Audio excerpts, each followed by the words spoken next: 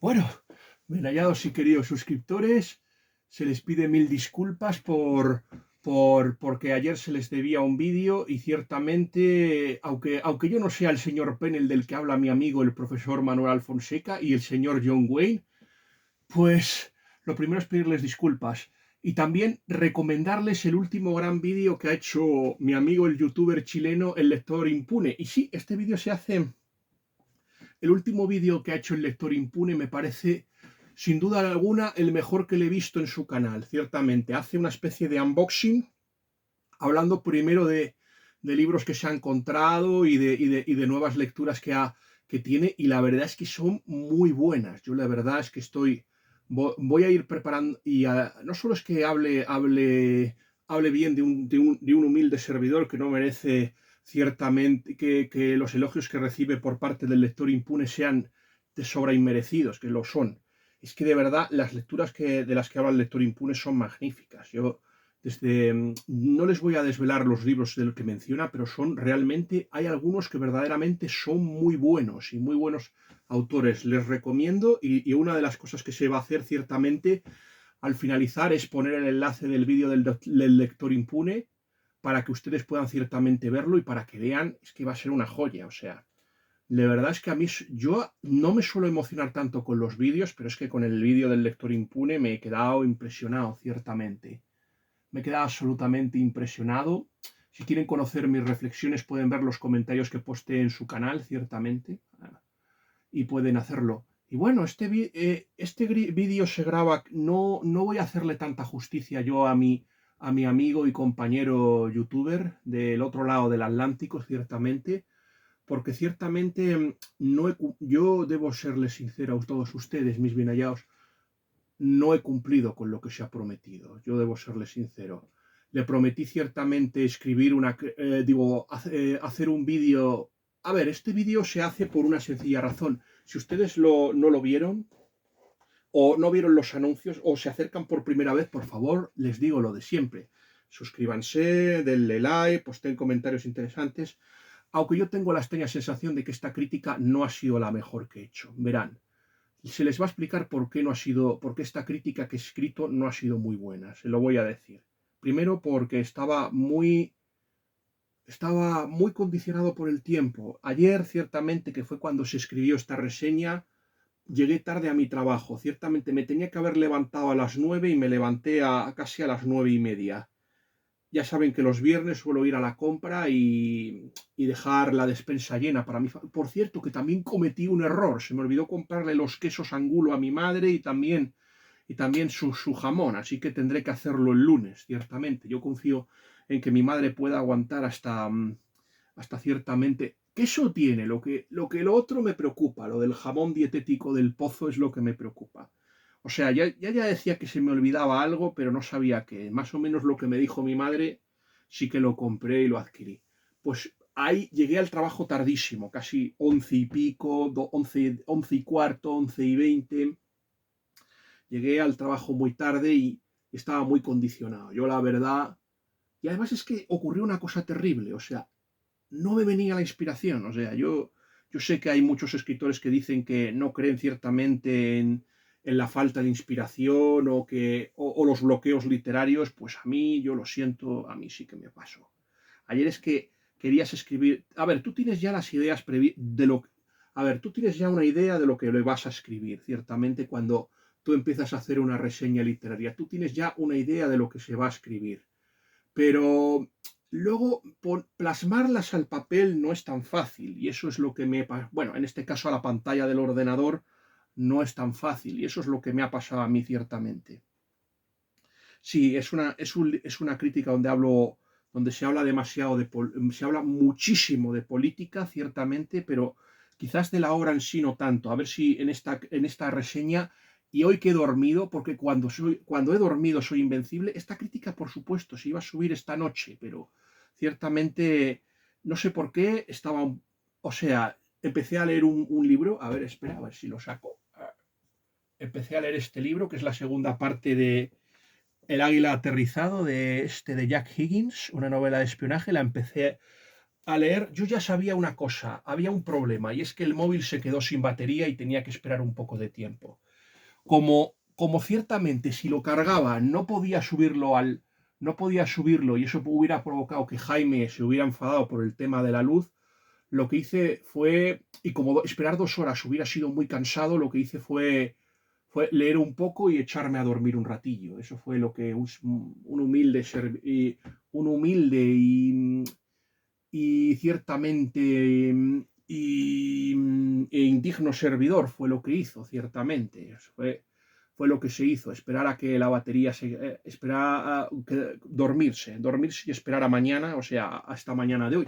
Al fin y al cabo, el plazo era hasta el sábado, o sea, incluyendo el sábado, por supuesto. Si no hombre, aquí en este caso no empeñamos el honor, por cierto, como hice con el libro de Roma Underground de Paco Álvarez el Romano. Si ustedes lo desean, pueden ver la crítica en mi canal de YouTube. Por cierto, que al final de este vídeo habrá una pequeña sorpresa, otra vez. Algo que solo podrán disfrutar en mi canal, ciertamente. Eso es lo que se les quiere. Así que bueno, esto les anima ciertamente a continuar hasta el final, que es cuando ya se desvelará la sorpresa. Mis amigos más apreciados ya saben lo que es, ciertamente. Eso. Bueno, y también está colgado en mis redes sociales. Eso es lo que se les quiere decir. Al final habrá una sorpresa muy espectacular. Pero bueno, a ver, este libro ciertamente no se tenía pensado hacer este libro. O sea, yo, a ver, tenía muchas lecturas atrasadas, debo algunas, como por ejemplo Perahim o el regreso del gángster de Constant Virgil Georgiou. Debo también Drama en Livonia, que es un libro muy malo de Julio Verne, pero hay que hablar de él. Debo también Hasta que la muerte nos separe, Jorcho, Gideon Fell, por ejemplo, o sea, el detective creado por John Dixon Carr, inspirado en G.K. Chesterton, hombre, se merece, aunque no sea su mejor obra, oye, se merece por lo menos que se le escriba una reseña sobre el mismo, hombre, se me lo merece. Es que hay un montón de libros que ya... Oh, y Jorcho, y la abeja reina, por ejemplo, de Seishi Yokomiso, hombre. Quaterni siempre me ha tratado muy bien, hombre, se merece también otra reseña. O sea, se me acaba el tiempo porque yo a partir de las vacaciones de Navidad, o sea, no sé si el veintitantos de diciembre ya no voy a estar y ya no se van a poder escribir críticas, o sea, me falta tiempo. Y aparte otra cosa, que antes de irme de vacaciones me gustaría haber acabado con Los demonios. Los demonios no va tan mal como nos pensamos, o sea, Los demonios de Joe Abercrombie, por ejemplo, tiene 800 páginas, pero en su defecto es que se lee muy rápido. O sea, a mí sí que me gustaría escribir una crítica de los demonios porque... ¿Por qué quiero escribir una crítica de los demonios de Joe Abercrombie? Deseo escribir una crítica de los demonios de Joe Abercrombie porque, como diría Indiana Jones en mi película favorita, sí, el templo maldito, esa que no le gusta a nadie, salvo a mí. Como dice Indiana Jones en el templo maldito, eso podría darme fortuna y gloria. Ya sabéis, fortuna y gloria en mi jerga es más visualizaciones y posiblemente más suscriptores, que eso es de lo que verdaderamente se trata, mis bien hallados y queridos suscriptores. La cosa es pegar un pelotazo, ciertamente, para poder subir mi canal. Es que cuantos más suscriptores tenga, más visualizaciones tenga, más posibilidades habrá de que mis vídeos puedan ser doblados automáticamente al inglés. Ya YouTube me lo ha prometido, pero es que necesitamos más de eso, por eso ahí que siempre lo pida. Pues sí, yo debo todavía esas críticas y no tenía pensado leerla, pero corcho, ya que mi amigo el lector impune me propone el desafío, sí, como el de los Highlanders o la película esta de los inmortales, ya que me lo propone ciertamente, y hombre, no es esto que solo pueda quedar uno, pero oye, ya que me propone este desafío, lo mínimo era haber aceptado. Yo lo único que lamento es esto. Vamos a ver. Esta novela, la de Antonio Escarmeta, yo ya le confesé a mi amigo, yo por supuesto le recomiendo, porque este vídeo no se puede hacer si ciertamente ustedes no lo han visto el vídeo de la crítica de mi amigo el lector impune, así que yo les remito allí antes, para que vean la crítica de mi amigo, ciertamente, la del lector impune. Es lo primero que yo les debo decir, que vean primero la crítica de Ardiente Paciencia, que es también el otro título que tiene El cartero de Neruda. Yo se lo recomiendo, porque hay algunas cosas que yo, por ejemplo, no había reparado la primera vez que lo leí, este libro, o sea, El cartero de Neruda. Yo este libro lo compré en una librería de segunda mano porque yo me dije, oye, yo vi la película del cartero de Neruda, que por cierto estaba ambientada en Italia, la versión que yo vi, la de Michael Radford, en lugar de en la Isla Negra. Por cierto, las cosas que apuntó muy interesantemente el lector impune fueron el tema de la jerga, por ejemplo, el tema de la Isla Negra, la jerga que empleaban allí, o sea, por ejemplo, esto se aprecia muchísimo en los diálogos que tienen el protagonista, el cartero, o sea, Mario Jiménez y también ciertamente Pablo Neruda. Esto se aprecia muchísimo ahí, por ejemplo. O sea, esta crítica la estoy más o menos, ¿cómo se diría a ustedes? La estoy rehaciendo esta crítica. Eso es lo que se les quiere decir a todos ustedes. Se está rehaciendo personalmente la crítica, porque más o menos hablé muchísimo de las razones por las que esta novela hablé mucho del contexto de Hispanoamérica. Claro, no se preocupen, que también se hablará, me meteré en ese charco y hablaremos un poquito de Hispanoamérica también. Pero eso es lo que se les quería personalmente decir, ciertamente. Si me he levantado, habrán visto ustedes que ha sido porque mi primo, o sea, mientras se graba el vídeo yo puedo ver ciertamente los mensajes que me llegan tanto de Telegram como de WhatsApp. Así que mi primo me ha contado una primicia. Ya saben que a mi primo ciertamente lo llamo... La gente del WhatsApp del tío Alberto ya saben que es mi amado y querido jefe, ya saben ciertamente que lo llamo Ugin y Munin por los cuervos de Odín, que le transmitían las noticias de lo que ocurre en el mundo, y así es como llamo a mi primo, Ugin y Munin, aunque también se le puede llamar Galloglas, ciertamente. Estábamos hablando que aparte de la jerga, que está muy bien, esos modismos del lenguaje están muy bien tratados, también está también el tema de Arthur Rimbaud, que por cierto, lo de Arthur Rimbaud no lo puse en mi crítica, es que cuando uno no está inspirado, no, por mucho que quiera, no. Por cierto, lo que se les debe decir es que esta novela, yo creo que las razones por la... Es que esta novela la volví a releer después de aceptar el reto del lector impune. Y yo si la primera vez la odié, pues aún la odié aún más. La segunda vez aún la odié aún más. O sea, me desagradó infinitamente más. Si ustedes vieron, vamos a ver, ustedes ya seguramente si aceptan mi sugerencia, yo se lo recomiendo ciertamente, que acepten mi plan de que vean ustedes el vídeo del lector impune, así le dan más visualizaciones. Por cierto, posten comentarios interesantes y ustedes ven el libro del lector impune.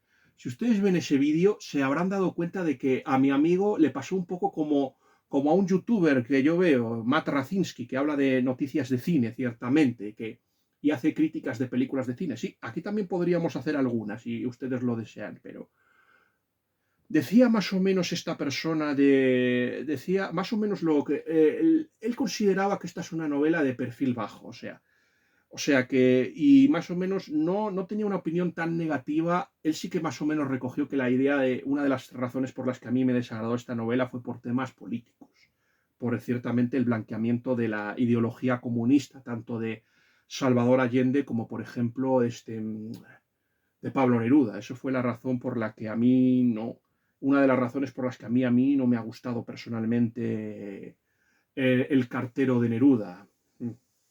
Pero él más o menos no tenía una valoración tan mala. O sea, sí que consideraba que era una lectura de perfil bajo. Para el lector impune esto se podría resumir en no la odié, pero tampoco la amé. Eso es más o menos así. A mí yo lo que quieren que les diga, si tú tardas 14 años en escribir esto, es que eres muy malo. De verdad. Aparte es otra cosa. Ya se irá ahí poco a poco según vayamos avanzando. Pero es que yo se lo digo así bien claramente. Yo ya como se les dijo yo compré esta novela porque yo vi la película de Michael Radford. Hay una versión chilena también de esta novela cinematográfica chilena, pero yo personalmente no la he visto. Yo la que vi fue la versión de Michael Radford y bueno, cuando era niño no estaba tan ideologizado y la pude disfrutar, ciertamente. Mi familia también la vio. En esa película aparecía Máximo Troisi, Philippe Noiret haciendo del bate, como pelotilleramente le llama Antonio Escarmeta. Por cierto, que se debe decir una cosa muy importante de esta novela. Y lo que se debe decir de la novela del cartero de Pablo Neruda es que ciertamente que en un principio el propio escritor Antonio Escarmeta, que por cierto, aparte de eso es guionista de cine, este escritor Pablo Neruda, Antonio Escarmeta, lo que hizo fue intentar entrevistar, o sea, escribía críticas alimenticias para revistas y cosas, y artículos con bastante, de perfil bastante bajo para ciertas revistas. Y más o menos lo que estaba de moda, pues es eso: líos de estrellas de cine, historias de detectives, o sea, sacar escándalos. Y lo que pretendía era escribir una crónica rosa de la vida amorosa de Pablo Neruda. Y por supuesto, el poeta, como era normal, no le recibió. Así que, y más o menos se le ocurrió la idea. Este hombre había intentado escribir una novela y no le salía. Y esta novela, como se les dice, escribía un montón de cosas, pero al final todos quedaban en el cajón, ciertamente. Oye, por lo menos lo intentó, intentó escribirla. Eso debe contar en su favor, pero más o menos yo creo que lo que pretendía este señor era escribir esta novela y, oye, que alguien de la familia le escribiera un prólogo o una recomendación o vete a saber qué, ciertamente. Parece ser que, yo no sé, parece ser que da la sensación, y esto no lo dije en mi crítica, que el personaje de Mario Jiménez y de Beatriz González, que es el interés amoroso de la novela, parece ser que pudieron ser personajes reales, porque ciertamente en el prólogo se apunta esto, que esta novela la había escrito por doña Beatriz González, o sea, ya más o menos, y esta sí es una de las cosas que yo ya más o menos le voy a censurar esta novela. Esta es una novela que parece escrito para adolescentes. O sea, si esto lo escribe un Federico Mochia o un no sé quién de estos de novelas de pulsión adolescente, me lo creo. Juegan mucho con eso. Apela a las emociones, apela ahí a los atavismos, pero es que no llega, no es racional. O sea, si tú te pones a pensarla con dos dedos de frente, te das cuenta de que no te la crees, de que ciertamente habla para adolescentes. Y es que también es una novela esta que tira muchísimo de nostalgia, la novela de El cartero de Neruda o Ardiente paciencia, tira muchísimo de nostalgia. Además, te la envuelve ahí en metáforas y en... Eso está muy bien Eso está muy bien, ciertamente te la envuelve metáforas y elipsis y giros de lenguaje. Las figuras retóricas y literarias están muy bien conseguidas, eso sí que se debe decir, pero hombre, es que es horrible, o sea, yo sé, ya se les voy a contar el asunto, o sea.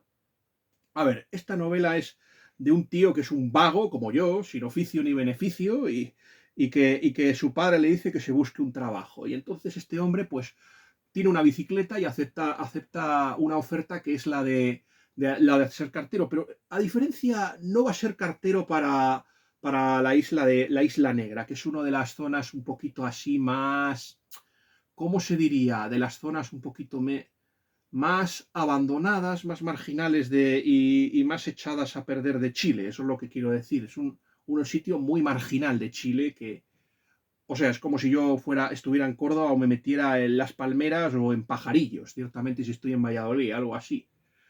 Más o menos algo así. La zona un poquito más. Es una aldea de pescadores. Esto es como si. Es que por eso encaja mucho con la atmósfera italiana. Uno piensa, yo qué sé, en el Mezzogiorno, en Sicilia o en Nápoles, algo así. Es que también pega. Por eso supongo que Michael Radford ambientó un poquito la historia en Italia, porque también hubiera cuajado, ciertamente. Este chico va y lo único que tiene que hacer es hacer de cartero de Neruda, porque Neruda recibe una correspondencia. Es muy interesante y aquí se lo cuento el debate con el señor Don Cosme. Don Cosme es el jefe socialista y aquí se ve la diferencia, por ejemplo, que hay entre la izquierda, por ejemplo, entre la izquierda que había antes, o sea, de la época de entreguerras y luego la izquierda esta de los 60, que esta izquierda que se va a hacer un poquito más, es esta izquierda que va a empatizar, yo qué sé, con Zapiti, con a ver, sí, ¿cómo se llama? Ah, sí, Carrillo en España, o sea, con este eurocomunismo que se supone que ha roto con la ortodoxia de la Unión Soviética y ya más o menos se va a acercar a lo que va a ser esta actual izquierda. Ya no va a estar tanto en la lucha de clases y va a estar un poquito en el tema de la lucha, yo qué sé, de grupos sociales, los oprimidos, se va a escorar un poquito al tema del tema racial, del feminismo, todavía sigue siendo una izquierda bastante crítica con la homosexualidad. Allende tenía unos comentarios muy hostiles. O sea, si a Allende se le pudiera cancelar, pues se le podría cancelar por sus opiniones de la homosexualidad, que coincidían, por cierto, con las del Che Guevara también, por ejemplo, y la de los líderes. O sea, para esta gente la homosexualidad era una degeneración burguesa. Es muy interesante. Yo, por favor, lean un maravilloso artículo de Juan Manuel de Prada, el que escribió la semana pasada en el XL Semanal, llamada Inmaculados. Lean ese maravilloso artículo porque les ayudará a entender ciertamente cómo ha evolucionado la izquierda, ciertamente. Esta izquierda que en un principio, ya lo hemos dicho, tienen el mismo origen que el famoso liberalismo al que dice combatir, o sea, es la Revolución Francesa.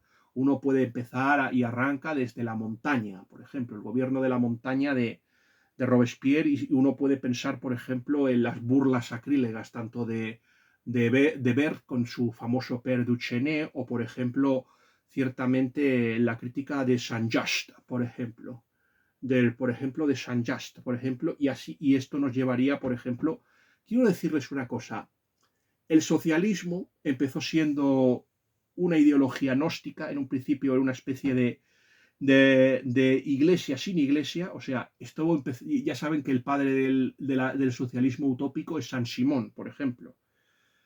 San Simón, y luego ya influido por el teólogo que empezó siendo reaccionario, Lamennais, y al final acabó siendo ultraliberal porque rompió con la iglesia. Sobre todo, lean unos maravillosos libros y artículos de un gran escritor, mi amigo Michael de Greeney, que por cierto lo citamos en nuestro último vídeo, pero creo que ciertamente no, se me olvidó mencionarlo en este post y ahora aprovecho para mencionarlo. Y luego esta izquierda pues se contagia del idealismo hegeliano y luego pues, de la izquierda hegeliana. Estamos hablando ciertamente de los dos discípulos, Feuerbach, que ya tiene el tema del odio a la religión, o sea, la alienación, el concepto de la alienación es de Feuerbach, y luego tenemos ya que la izquierda se hace satánica con Karl Marx, se hace satanista con Karl Marx, ciertamente, pero ojo, la línea de Karl Marx no es la que va a seguir, por ejemplo, Lenin, o sea, va a seguir, o sea que, por ejemplo, el comunismo más perfecto no es el de Lenin, por ejemplo, que tiene que adaptarlo. Es el de Rosa Luxemburgo y Liebknecht. Incluso me atrevo a decir que era era muchísimo más fiel, ciertamente, al comunismo Mussolini, cuando era socialista de verdad. Por cierto, el socialismo y el comunismo no rompen hasta la Revolución Rusa, que es cuando ya empieza a haber diferencias entre el socialismo y el comunismo. Antes, socialismo y comunismo eran exactamente lo mismo. No había diferencia, ciertamente, entre uno y otro. Ya saben, llegó la Primera Internacional y luego la Segunda. Y en la primera se produce una cosa, y es el divorcio, ciertamente, entre el socialismo y el anarquismo. Y yo me atrevería a decir que el anarquismo era anterior, ciertamente, al comunismo, o sea, o al socialismo, en este caso. El anarquismo arranca, por ejemplo, del famoso escritor inglés Godwin, sí, casada con Mary Wollstonecraft, que he tenido ciertamente unas polémicas en Instagram y he discutido con una feminista explicándole que el anarquismo y el feminismo están conectados y que ciertamente Mary Wollstonecraft ciertamente estaba muy influida por la ideología anarquista de su marido, y es así. Y yo estoy muy de acuerdo, por ejemplo, con el libro que ha sacado el señor Soto Ibars, criticando al feminismo, porque lo que ha buscado no es mejorar, el feminismo no ha buscado la igualdad ni mejorar la condición de la mujer, no. Ha buscado enfrentarla al hombre, y eso es así.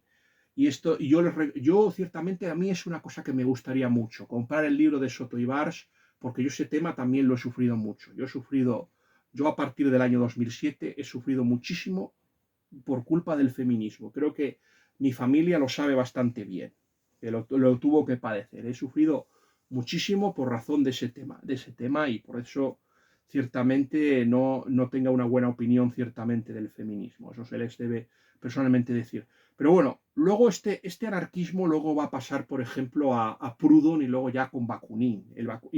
Y ya con Bakunin se va a hacer muy violento, o sea, ya se va a hacer muy enormemente violento, o sea. Yo, por ejemplo, que es la propiedad, no le puse la peor nota, o sea, consideraba que tenía alguna cosa interesante que decir. es muy interesante cómo va rebatiendo, por ejemplo, tanto al liberalismo como, por ejemplo, por cierto, si quieren saber cómo nace esto, nace, por ejemplo, lean una maravillosa novela llamada, por ejemplo, Los demonios de Dostoyevsky. Yo se la recomiendo mucho, Los demonios de Dostoyevsky, porque es muy interesante. Los demonios, porque ahí te explica que, paradójicamente, el socialismo no ha venido a destruir al liberalismo, sino que ha venido a continuar su obra. Aquí lo que ha buscado, y esto te lo han retratado maravillosamente escritores como G.K. Chesterton o Hilaire Belloc, como en El Estado Servil, lo que ha buscado ciertamente esta ideología no es ciertamente esto lo que te han prometido, que es el paraíso en la tierra mediante la dictadura del proletariado, que se supone que es matar a los ricos y luego que sea el proletariado el que tome su lugar, ciertamente. No te ha venido. Al final lo que ha hecho es atacar ciertamente a la clase media, por ejemplo, ¿cómo te diría yo? La comunidad, por ejemplo, a atacar, por ejemplo, a la familia y sobre todo la propiedad y sobre todo la religión. Es lo que ha venido a atacar. Ciertamente, al final, esto de la lucha de clases lo han abandonado y al final lo que ha buscado simple y llanamente la izquierda es esto. Y yo creo que gente que ha sufrido el comunismo, y pienso en mi amiga Honey, lo pueden decir. Al final, lo que al final busca todo izquierdista es una cosa, el poder. Al final es eso. Y eso ya pasa a partir de Antonio Gramsci, por ejemplo, y gente como la Clau, por ejemplo. Al final, si os dais cuenta, al final es lo que buscan. Y ciertamente también la famosa Escuela de Frankfurt. Toda esta cultura del wokismo y toda esta de la cultura de la cancelación nace ahí. Nace porque ciertamente son gente que en un principio ya sabéis que el que indirectamente crea la Escuela de Frankfurt es ciertamente el partidario de Hitler, el filósofo Martin Heidegger. De ahí nace. Yo les quiero recomendar una maravillosa novela del señor Jesús Trillo Figueroa. Aquí se estuvo comentando una novela de su hermano, que buenísima, ciertamente, que es una lástima que no tenga el vídeo más visualizaciones. El lector de Shakespeare, venzan el asco que les inspira el señor Federico Trillo Figueroa y vean mi vídeo y también lean su novela, El censor de Shakespeare, porque es una maravilla, de verdad. Ya me hubiera gustado que Elisabetta Sala, Joseph Pearce o Hugh Ross Williamson o cualquier escritor católico inglés que se les ocurra hubiera escrito la novela que ha escrito Federico Trillo Figueroa. A veces buscamos fuera lo que tenemos dentro y eso es lo que pasa ciertamente en este caso. Eso es lo que se les quiere decir a ustedes, mis bien hallados y queridos suscriptores. Yo les digo, venzan a sus prejuicios y léanla. Si de verdad es una mierda, pues oye, luego ya me lo podrán censurar a mí, pero a mí me gustó mucho. Yo de verdad no entiendo por qué esa fobia con este libro. Igual que con otro libro del que se hablará un poquito al final, que yo no entiendo por qué esa mala valoración, pero bueno, ya se hablará personalmente a todos ustedes al final de mi crítica. Nos habíamos quedado en esto, que al final esta izquierda se hizo así por medio de Antonio Gramsci. ¿A quién cita, por ejemplo, el líder de cierto partido de extrema izquierda que hay en España financiado por Irán? A citar a Antonio Gramsci, porque es lo que busca al final. Al final a la izquierda le importa un comino todo y solo utiliza a los colectivos, es decir, a los homosexuales, a las mujeres, a los trans y a las personas de raza no caucásica solo con un objetivo: la consecución del poder. ¿De verdad creéis ciertamente que al Partido Demócrata le importaban un comino los iraquíes y los afganos? Pues no le importaban nada, pero los utilizaron para su objetivo. O el Islam, que el Islam también le interesa, ciertamente, porque sabe que va a ser la ideología y la religión dominante en el futuro y quieren participar de eso. Es así, que no les engañe nadie. Al final, la izquierda no les importa nada y ellos que quieren, solo le importa el poder, ciertamente. Y es así. Y yo comprendo que toda la gente se sienta aquí y, al fin y al cabo, miren lo que decía Sir Winston Churchill. Sir Winston Churchill decía que si usted había sido joven y no había sido de izquierdas es que no tenía corazón. Y si con 40 años seguía usted siendo de izquierdas es que no tiene cabeza. Pues igual, ciertamente es eso. Yo comprendo que haya mucha gente que se haya podido sentir fascinado y que se haya podido sentir conmovido por luchar contra las injusticias sociales. ¿Quién no las quiere?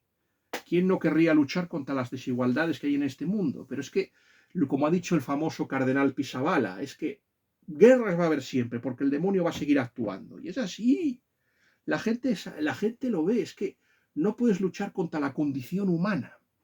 Yo hay una cosa, y aparte otra cosa que no se les ha dicho y que tengo que decirles. ¿De verdad os creéis que la izquierda está luchando contra los ricos? ¿Qué va?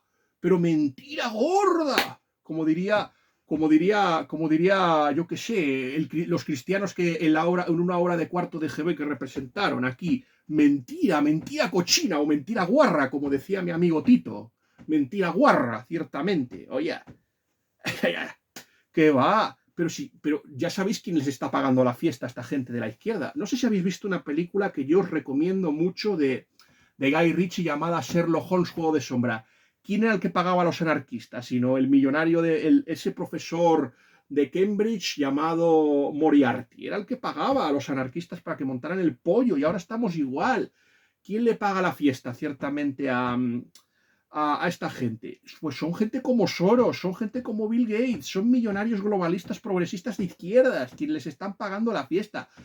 ¿Cuántas manifestaciones habéis visto de la izquierda contra Soros o Bill Gates? Ninguna. ¿Y sabéis por qué? Porque son los que le están pagando, igual que tienen comprado a la mayoría de los políticos de la Unión Europea. Es así. Y quien no quiera verlo es que está ciego, de verdad. ¿Cómo me va a gustar ciertamente esto? De verdad. Que es una... Es que verdaderamente, ¿usted cree que si es de izquierdas es un rebelde? No. O en todo caso, sí que es un rebelde conformista. ¿Saben por qué se creó el Partido Socialista? Luego al final, español, ya sabe. Bueno, ¿por qué lo volvieron a fundar de nuevo? Porque estaba desaparecido. Ya no pintaban nada los Llopis, los Lister y los no sé quién.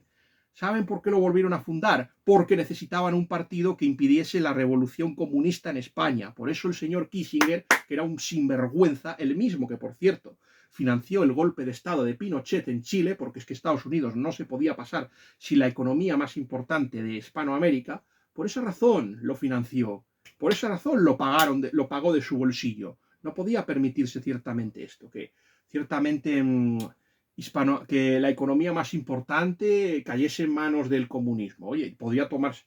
Es que yo hay algunas cosas que me pregunto, ¿por qué se interviene en un sitio y en otros no? Y también es verdad que ya a partir de Carter ya no se interviene y Estados Unidos también es verdad que ha cambiado. Ya Europa ya no le interesa tanto, ni Hispanoamérica tampoco le interesa ya tanto y ahora hombre, algo le interesa, eso también. Hispanoamérica le interesa más que Europa, pero ya ciertamente donde veremos a Estados Unidos es en Oriente Medio y en otros países, es así.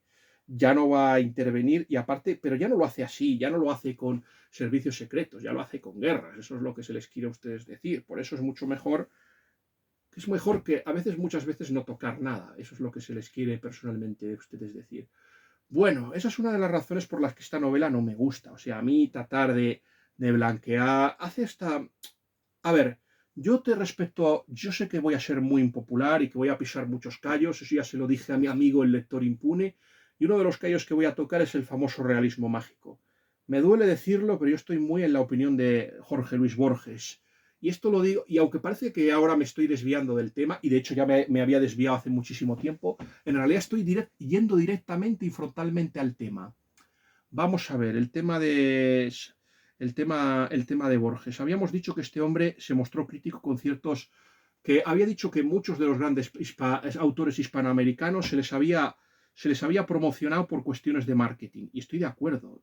Se mostró crítico con Horacio Quiroga, con Gabriela Mistral. Gabriela Mistral dijo que más o menos la eligieron en Suecia por temas de cuestión de marketing y porque necesitaban una mujer que encajase ciertamente con los patrones raciales que ellos querían. O sea, esta gente de Suecia, o sea, el premio del dinamitero, como lo suelo llamar, no eligen a los escritores por ser buenos, los eligen porque encajan con su agenda y con el prototipo. O sea, es una cuestión de marketing.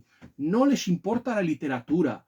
Lo que les importa son los ideales y promocionar ciertamente un proyecto ideológico. Por eso ganan los que ganan. Por eso, ¿cuántos escritores de habla inglesa van a ganar? Pocos. Y si ganan, ya sabemos de qué ideología van a ser. Eso es lo que se les quiere decir. Por eso escogieron a Gabriela Mistral. Y lo mismo pasa también con García Márquez, aunque sí que elogio de García Márquez, pues... ¿Cuál era? La de Amor en tiempos de cólera, no, la otra, la de... escogió la otra, la que prometí por el 100 años de soledad. Por eso, esa sí que la habló bien. Y a pesar de que en un principio había apoyado a Julio Cortázar, sí que le reprochó que ciertamente hubiera cometido un error, ideologizarse. Y esto nos habla y nos lleva a cierto papel. ¿Cuál ha de ser el papel del escritor? Yo estoy muy de acuerdo con Juan Manuel de Prada en que el escritor ciertamente tiene que ser crítico con el poder, pero ser crítico con el poder, pero si tú eres crítico con el poder no puedes caer en las ideologías dominantes hoy en día, porque al final no estás siendo un crítico con el poder, lo que estás siendo es precisamente su leal servidor. Es que yo creo que no lo dije en mi crítica, pero aquí sí que lo vamos a decir, le hizo muchísimo daño, que al escritor lo subvencionara el Estado, y esto no se le ocurrió a la izquierda, se le ocurrió paradójicamente, bueno, sí, se le ocurrió a un escritor de izquierdas que se reconvirtió y apoyó a un candidato de derecha. Estamos hablando de André Malraux. André Malraux fue el primero que se le ocurrió que había que subvencionar al escritor, y esto se lo propuso a Charles de Gaulle, y así empezamos. Y esto lo copió maravillosamente bien la izquierda, o sea, en España yo creo que tenemos Babelia y todos estos suplementos culturales. Ya sabemos que a la izquierda le interesa ciertamente sufragar ciertamente la propaganda y le interesa controlar a los escritores, ciertamente. De Prada, por ejemplo, los criticó brillantemente en esa novela Mirlo Blanco, Cisne Negro. O sea, los criticó si ustedes leen el principio, pues eso, critica a ese tipo de escritores y también a los gafapastas y a este tipo de críticos, que ciertamente por esa, entre otras razones por esas, ciertamente. Eso es lo que se les quiere decir. Hay una Juan Manuel de Prada, por ejemplo, tiene una guerra con un escritor con un escritor que está muy en boga, ciertamente. No les voy a decir el nombre, pero sí que está en guerra y por eso yo creo que escribió ese pasaje en parte por eso, ciertamente. Bueno, vamos a decirles una cosa. Ese escritor empieza por A y su apellido empieza y el apellido que tiene empieza por T. Yo creo que la gente de España, no creo que haya mucha gente que vea este vídeo, pero la gente de España creo que ya se puede imaginar quién es ese escritor. Y ciertamente de Neruda dijo una cosa que es bastante dura y yo creo que ciertamente es oportuno decir, vamos a ver, uno no es un antipatriota y no es un mal, en este caso un mal chileno por decir, y mostrarse crítico con sus figuras literarias, no es tan mal. A ver, yo comprendo que ciertamente que España sea un país de envidiosos y que ciertamente se critique a sus máximas figuras. Pero, ¿y si las figuras merecen ser criticadas? Yo, ¿qué quieren que les diga? A mí el cine de Pedro Almodóvar jamás me va a gustar en la vida. Si es que a mí, y además, ¿por qué me tiene que caer bien Almodóvar? ¿Qué ha hecho para que me caiga bien? ¿Qué ha hecho? Nada. ¿Y por qué me tienen que gustar sus películas? No. ¿Y por qué tengo que desear que triunfe? Pues no. Oiga, pues no. Yo quiero apoyar a gente que yo verdaderamente crea que vale, aunque no sea tan popular. Miren, yo de Reverte he hablado, a veces he hablado mal, pero yo también tengo una buena consideración de Reverte. Depende de cómo sea la persona. Si yo creo que se lo merece, ¿por qué no le voy a apoyar? Yo no tengo por qué apoyar a una persona famosa simplemente por serlo. Y esto pasa con Pablo Neruda. Vamos a ver, lo que decía Jorge Luis Borges de Neruda era esto, que en un principio este hombre contrariamente a lo que se dijo, no fue el Partido Comunista el que le vino a buscar a él, sino que fue él el que fue a buscar al Partido Comunista, porque era un escritor muy cursi que seguía la línea de Walt Whitman, de una literatura, o sea, emotivista y empalagosa. Eso fue lo que dijo el propio Jorge Luis Borges, y yo creo que es así. Y ciertamente este hombre no hubiera llegado a nada si no se hubiera escrito ciertamente al tema. O sea, es utilizar la ideología como trampolín, y eso es lo que le reprocha ciertamente Jorge Luis Borges, y eso es lo que se les quiere personalmente decir a todos ustedes. Y de ahí que esta novela me caiga tan mal. Vamos a ver, yo comprendo que al final, que tú más o menos, porque esto lo hemos hecho todos, o sea, al final tú coges a una persona famosa y lo sueles ponerlo como un secundario que hace algo. Por ejemplo, mi amiga Marta Luján, por ejemplo, coge a Milton, pero Milton, aparte de ser puritano y partidario de Cromwell, no hizo nada malo en su vida. De hecho, incluso hasta me consta que protegía a los valdenses. Incluso hay alguna persona, me parece que fue Joseph Pearce, no me acuerdo me parece que fue en A través de los ojos de Shakespeare, que hizo que el hermano de Milton parece ser que le dijo que su hermano se convirtió al morir al catolicismo. Yo no me lo creo. Yo creo que esto es un poco forzado, pero oye, nos habla bien del personaje. Esto lo digo para recomendar la obra de mi amiga Marta Luján, El ladrón de reflejos, donde más o menos aparecen él y una figura histórica como el Saint Germain. Por ejemplo, el profesor Manuel Alfonseca, mi docto y amado colega y mi maestro, el profesor Manuel Alfonseca, me dice que que los personajes históricos siempre tienen que hacer de secundarios y no interferir, y que deben ser los personajes de no ficción los que lleven el peso de la novela. Eso es más o menos la idea que tiene, y la idea que tiene es más o menos copiarla de Tolstoy y de Guerra y Paz. Es más o menos la idea que tiene más o menos él. Y por eso, o sea, aquí más o menos yo comprendo que, por ejemplo, quería criticar una serie de ficción española que se basó ciertamente en una novela de Paul Anderson, que es El Ministerio del Tiempo, que estaba basada en la Patrulla del Tiempo, ese grupo que existía para prevenir y evitar ciertamente que hubiera ciertamente que alguien cambiase el pasado, cambiase la historia y provocase una paradoja espaciotemporal que destruyese el continuo espacio-tiempo. Eso era lo que pretendía. Pues esa novela, ese libro, igual que Érase una vez Érase la historia, por ejemplo, tenía un componente ideológico muy fuerte, no era inocente. O sea, por ejemplo, esa serie, por ejemplo, blanqueaba a Bolívar, que se dedicó a matar, a provocar un genocidio de españoles, de indios y de gente de otras, de otros colores de piel, vamos a decirlo así, que era un auténtico psicópata. Pues lo ponía bien, y a Napoleón igual. ¿Y a quién atacaba? A Felipe II, pues igual. Yo os digo, a mí lo que no me gusta, por ejemplo, hay una película que a mi hermana y a mí nos gustó muchísimo en su tiempo, Por siempre jamás, a pesar de Drew Barrymore, que es horrible. Drew Barrymore es horrible. Pues donde el papel, por ejemplo, de hada madrina lo hace el artista y el pintor Leonardo da Vinci. Pues aquí más o menos, a mí lo que... Y hay una novela, por cierto, que no se lo he dicho, que es, no sé, no me acuerdo cómo algo de 75 por 75%, creo que se llamaba, de Nicolas Meyer, que aquí el título español me gusta más. Elemental, querido Freud, que lo que hace es, pues eso, que Sherlock Holmes tiene un problema con la cocaína y tiene que tratarlo un cocainómano, es decir, Freud, que recomendaba la cocaína a sus amigos. O sea, le tiene que tratar él de las neuras que tiene Sherlock Holmes. Esa novela es imperdonable, hace que la mejor novela de Sherlock Holmes, el problema final, sea apócrifa, tío. Si te quitas a Moriarty, ¿qué te queda de Sherlock Holmes? ¡Ah!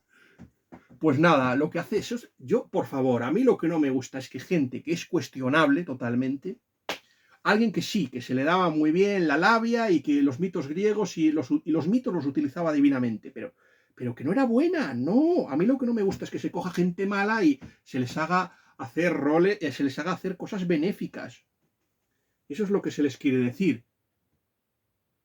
El tema, por ejemplo, aquí, una de las cosas que, por ejemplo, dice Carmen Posadas de este escritor, por ejemplo, de este escritor de Pablo Neruda, es que ciertamente este hombre aparte, tuvo muchísimas mujeres. Yo me pregunto una cosa, ¿por qué ciertamente a ciertas personas nos interesa manchar su imagen? Por ejemplo, aquí en España, no sé si habrá algún otro país que lo haya hecho, se publicó una biografía de la primera mujer de Solzhenitsyn para manchar su imagen y dejarle mal. ¡Qué casualidad! En España, el único país que se le ocurrió eso.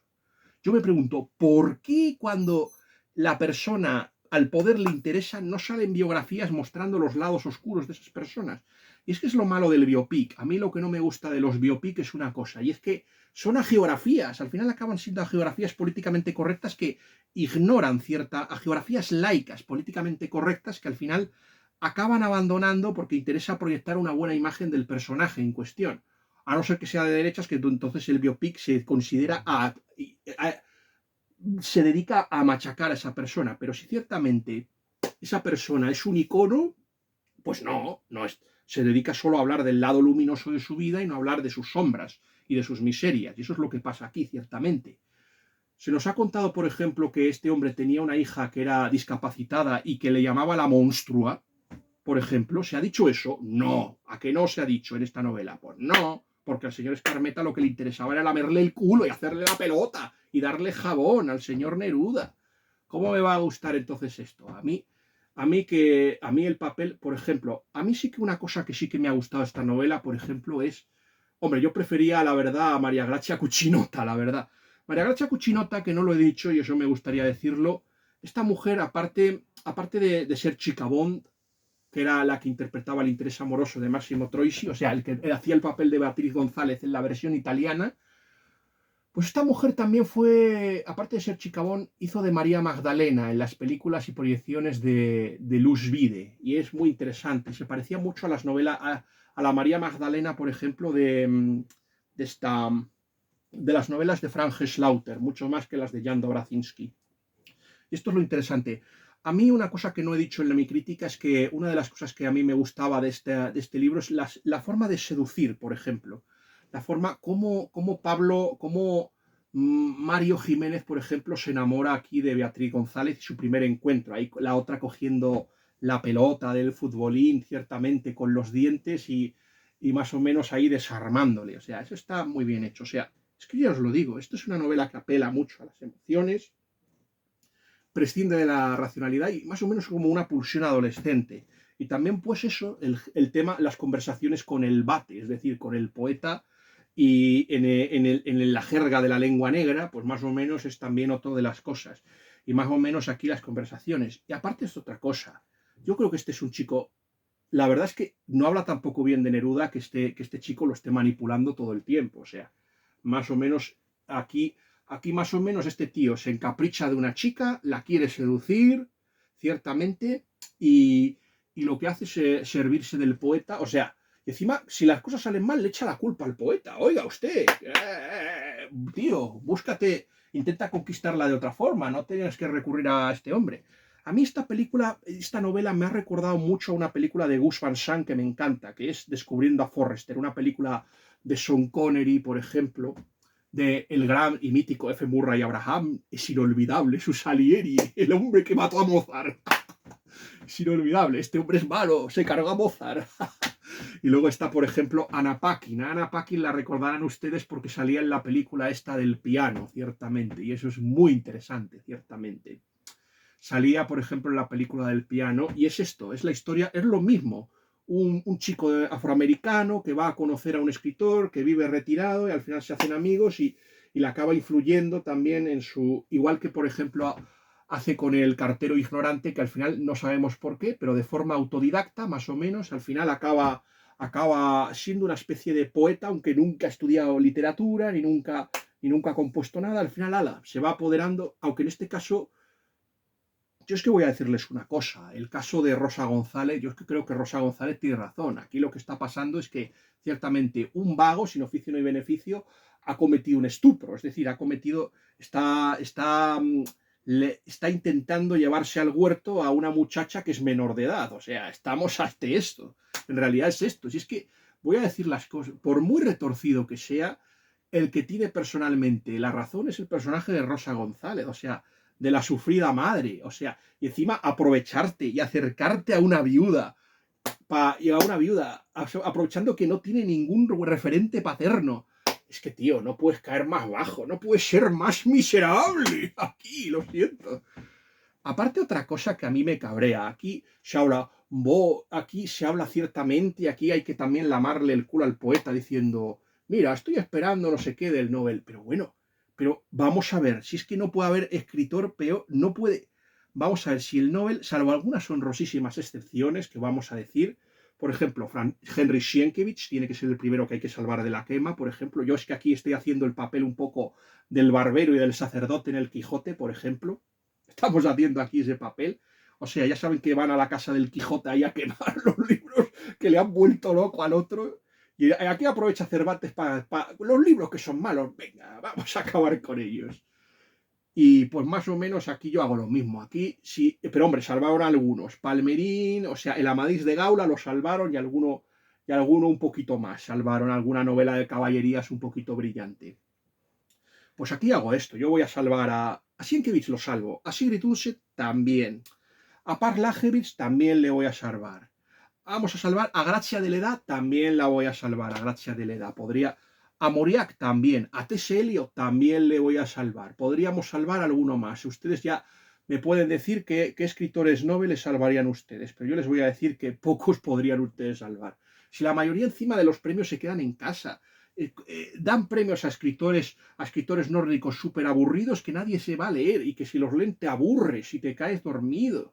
¿Quién lee ahora a Werner von a Werner von Heidenstam, por ejemplo? ¿Quién lee ahora a Jensen, a Johannes Jensen, por favor? ¿Quién lee a Pontoppidan ahora? ¿Quién lee a Björnsson Björsten, que ya le dedicamos aquí Hombres del Norte? Ya se le dedicó a este señor Hombres del Norte. ¿Quién va a leer a estos tipejos? Y no hablemos de los últimos, que los últimos dan vergüenza. Mira, a Kazuo Ishiguro también le puedo salvar, a Kazuo Ishiguro. Pero hombre, ¿quién va a leer al húngaro ese que le han dado el Nobel? ¿Quién va a leer a la Olga Tokarczuk esta? ¿Quién va a leer a la Eni Ernaus esta que es una feminista radical que encima recomienda abortar? ¿Quién va a leer a o a Doris Lessing? ¿Quién va a leer a esta gente? Hombre, por favor. Por favor.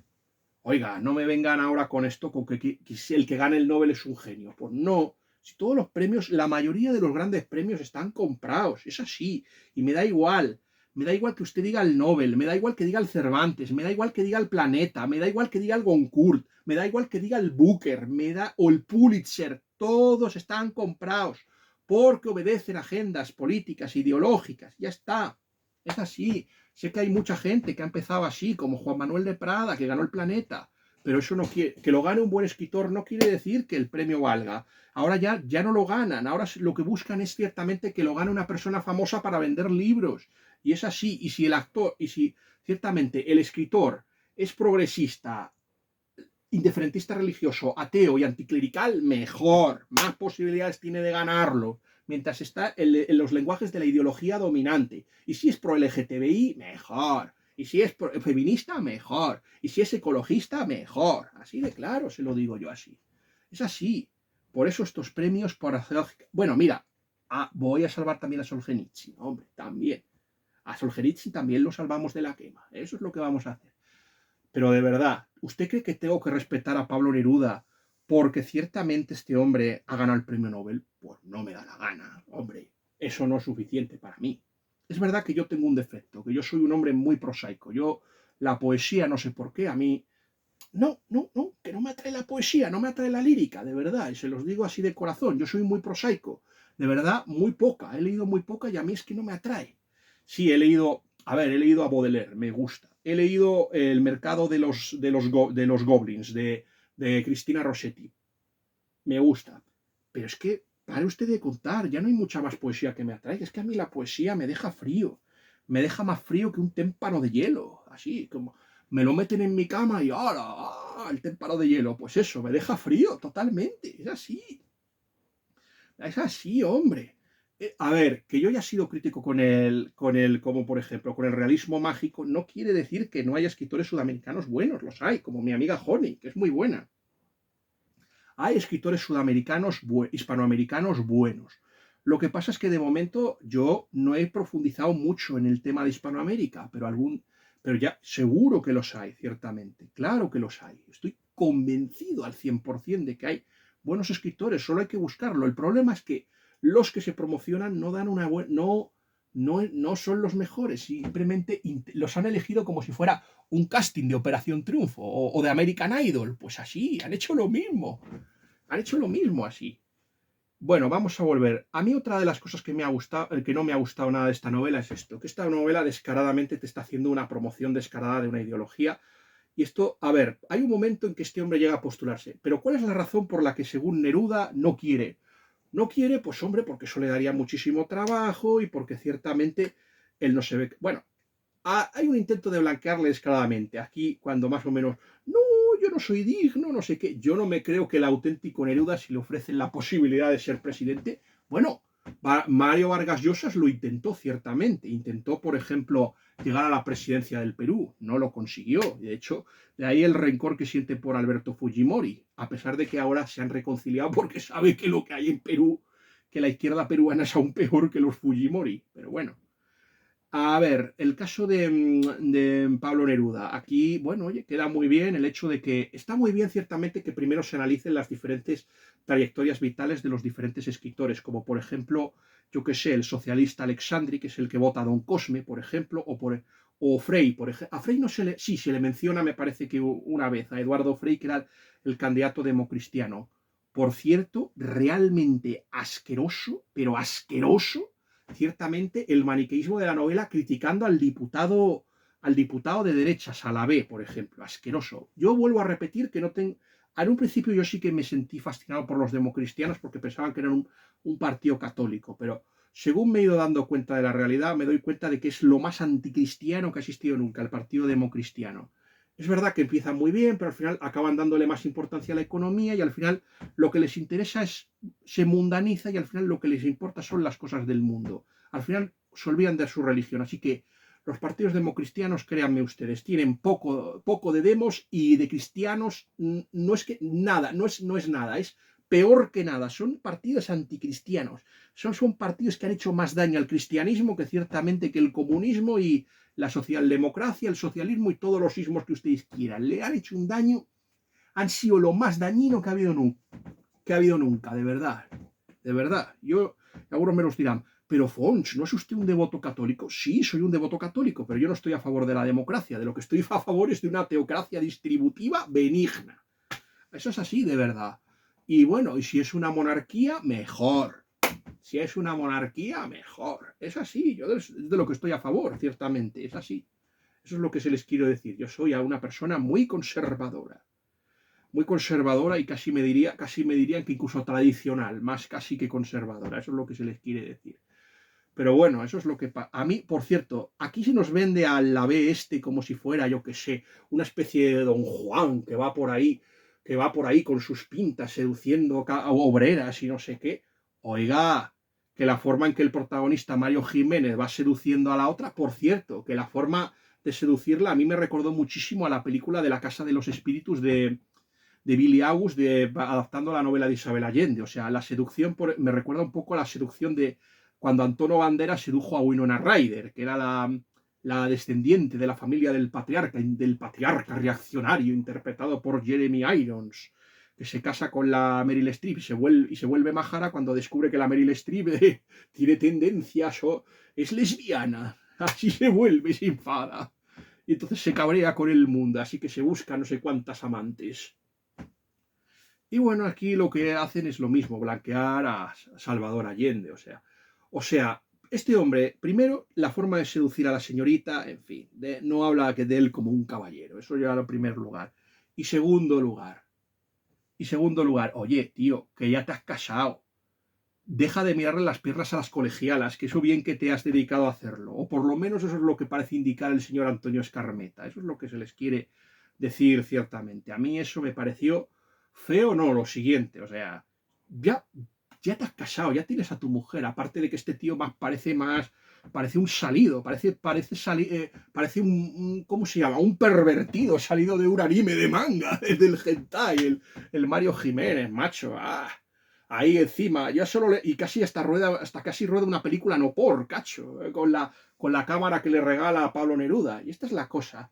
Una vez que consigue a la chica, ciertamente, por cierto, las escenas un poquito, a mí me gustan mucho las escenas haciendo el delicioso, yo lo puedo decir, las escenas un poquito eróticas, a mí yo sí que le digo, pero estas me parecieron realmente malas. A mí no me gustaron absolutamente nada las escenas de haciendo el delicioso en esta novela. No me gustaron absolutamente nada, me parecieron abominables. Eso es lo que se les quiere decir, hasta desagradables. Pues hay un momento en que, cuando una vez que ya han conseguido lo que querían, es decir, que Mario Neruda ha hecho un papel que yo no me lo creo, o mejor dicho, sí me lo creo, para buscarle un rollete aquí al camarada Jiménez.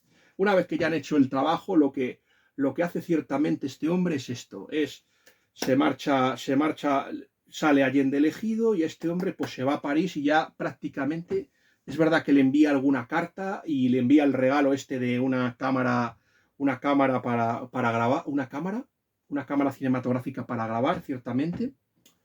Por cierto, que aquí hay muchísimas también referencias también, y esto es otra cosa que me desagradó, porque yo pienso que los 60 fue un desastre, ciertamente. Ahí empezó la decadencia de la civilización occidental, a finales de los 50 y principios de los 60, así que ciertas alusiones me parecen un tanto desagradables. Por ejemplo, yo que sé, a los Beatles, que aquí, no sé, por ejemplo, I Am the Postman, por ejemplo. Aquí se ve ciertamente el contacto con la cultura esta pop, esta más cercana a la izquierda. O sea, aquí no vamos a ver a Elvis Presley, por ejemplo, o ciertos grupos un poquito más conservadores. Eso es lo que se les quiere decir. También, por ejemplo, hay alguna referencia a Natalie Wood, repugnante el ataque que se lanza aquí a John Wayne, diciendo que este hombre no podía andar y mascar chicles al mismo tiempo. Oiga, qué casualidad que John Wayne, quizás uno de los pocos actores que era de derechas y anticomunistas, y por cierto, que le gustaban ciertamente las hispanas. Yo no entiendo por qué se fobia a John Wayne. Yo es que yo hay cosas que no entiendo. El odio a Charlton Heston, porque es el presidente de la Asociación del Rifle, el odio a Gary Cooper, porque cantó como un canario en el comité de... Pero oye, no cantó porque le obligaran, lo hizo porque él creyó en ello, igual que hace Cecil B. DeMille, que ciertamente pensaron que el comunismo es malo. Pues oye, si tú crees que una ideología es mala, pues canta, que no está mal, que aquí no está mal chivarse si es... A veces como nos enseña la maravillosa, a pesar de lo que diga Al Pacino en la película Esencia de Mujer, si sigo el código de los niños ricos o no, pues no, hombre, no. Pues no, hombre, hay veces que chivarse está bien y eso lo prueba la maravillosa película. Sí, ya sé que esa película se ha utilizado para decir, blanqueado el macartismo, pobres izquierdistas, aquí perseguidos solo por sus ideas políticas. Pues no, hombre, no, por favor. Por favor, que yo no he visto a la Unión Soviética rasgarse las vestiduras cuando Danov persiguió a derechistas en la Unión Soviética, o lo que quedaba de la derecha, si es que quedaba algo. Yo no vi ahí lloros ahí, ni vi manifestaciones ante la Embajada de la Unión Soviética cuando hicieron esto. Ni tampoco, cuando hicieron la guerra de Afganistán, tampoco vi a gente no a la guerra ni protestando. No, no lo vi. En cambio, con el Vietnam, qué casualidad, todos a la Embajada Americana a protestar.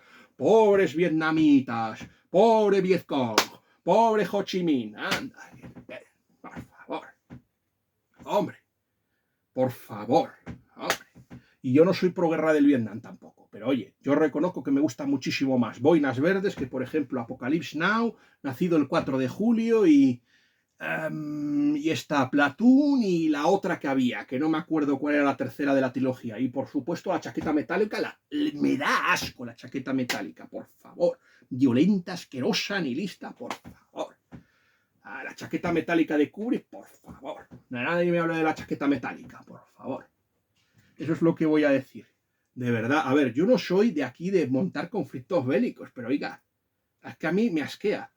Qué casualidad que unos sí, otros no. Hombre, también hay alguna referencia a Charles Lawton y a Burt Lancaster. Eso es lo que se les quiere personalmente decir.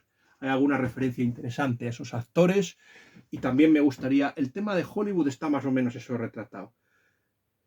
Y bueno, pero vamos a ver. Al final, ya saben, o sea, este personaje se casa de penalti, más o menos. Se casa porque seduce a la chica y más o menos, como es un vago sin oficio ni beneficio, como yo, un vago y un inútil, pues lo que hace, ciertamente... En lugar de la, como propone el Rey Magnífico en la película Wish, mira, te voy a dar las herramientas para que hagas esto. Pues no, venga, no. Vamos a hacer lo que propone el personaje de la chica en Wish. Pues en lugar de buscarte un trabajo y no sé qué, no, que venga papá Estado a arreglarme el problema. Es decir, que venga el padrino, o sea, papá Allende a resolverme el problema y me haga un plan E y me enchufe. Y así me monto ciertamente, sin tener dinero ni capital, convierto convierto la hostería de la suegra en un super restaurante y aquí admitimos a familias de proletarios y de campesinos. ¡Hala! Nos montamos una rico taberna, exactamente. Nos montamos una rico taberna, que es lo que propone. O sea, el plan E del señor Allende. Le extraña a alguien que ciertamente la economía chilena quebrase casi a los 3 meses. Pues, hombre, por mucho bloqueo que nos quiera el señor Escarmeta convencer que hubo, que seguro que lo hubo, porque es que Estados Unidos en aquel tiempo no se andaba con chiquitas y veía algo. Yo creo que ciertamente, si le hubiera tocado ciertamente algunos regímenes, que no vamos a hablar, por ejemplo, el de Colombia, el de Brasil, o la narcodictadura de la señorita Sheinbaum, estoy seguro de que el señor Nixon, o mejor dicho, su eminencia gris, el satánico, siniestro y malvado, aquí hay palos para todos, oiga, no solo para la izquierda, también hay palos para la derecha materialista atea, es decir, para el señor Kissinger, esa eminencia gris, al señor Kissinger. Al final le vamos a dar una paliza también al señor Kissinger porque es un auténtico miserable. También le vamos a dar al señor Kissinger. A mí no vamos a atacar solo a la izquierda, aquí vamos a atacar a todos los que sean malos, aquí ni izquierdas ni derechas, aquí estos de buenos y de malos, y aquí vamos a zurrarles a todos. Aquí. Y el señor Kissinger es un auténtico monstruo y un auténtico desalmado también. Y es un hombre que, bueno, ya hablaremos del señor Kissinger, eso es lo que se les quiere decir. Y, hombre, también lo del camarada Rodríguez, en fin, a mí el camarada Rodríguez hay un momento, oh, por cierto, ¿qué es lo que hace el señor Mario Jiménez con el cuchillo? Eso es lo que me quiero decir personalmente, la verdad. La verdad, eso es lo que les quiero decir. Y bueno, y lo del vídeo, señores, esto no te deja como un caballero. Prácticamente este tío que le faltaba a Mario Jiménez, sino montarse una cuenta de cierta aplicación ya, que empieza por A por O y acaba en F. Ciertamente, por O, que empieza por O y luego en F. Pues oye, le faltó un poco eso. O sea, ya qué va a hacer. Como eso sí que hay una cosa que no dije, el tema del hijo, que eso tendría que haberlo mencionado, el tema que creo que se llama Pablo, el hijo, sí, vale, en honor a Pablo Neruda, claro, había que hacerle un homenaje al señor Neruda. Por cierto, que si Neruda hubiera llegado a ser presidente de México, él no podría haber subido a más, perdón, no hubiera llegado a presidente de Chile, él no hubiera podido subir a más y Chile haber llegado a menos. Es lo que hay. Por cierto, que Chile era uno de los pocos países estables que había, me refiero. O sea, hizo un siglo XIX que, a diferencia, por ejemplo, de la mayoría de los países hispanoamericanos que lo pasaron fatal, Chile fue el único que más o menos, a pesar de independizarse de la madre patria, es decir, de España, era uno de los poquísimos que lo hizo bien. Después de meter en la cárcel al padre, al emancipador, al que lo independizó, es decir, a O'Higgins, o sea, recibió el castigo que se merecía, a la cárcel por traidor. Después tuvo grandes presidentes, tuvo a Freire, tuvo a Prieto, tuvo a Pinto, y el mejor de todos me parece que fue Montt. Yo ciertamente me quedé ahí, pero Chile más o menos era un país más o menos estable. Luchó contra el presidente Gamarra, me parece que era del Perú este Gamarra, y lo venció. También estuvo en la guerra del Pacífico, también la ganó. Chile más o menos era la única economía más o menos estable, y luego pues llegaron alemanes que mejoraron muchísimo el tema de Chile. O sea, Chile, de ahí que por eso hubiera tanto interés en salvar a Chile y no a otros países, por ejemplo. Y también está el tema del cobre, de ahí la intervención.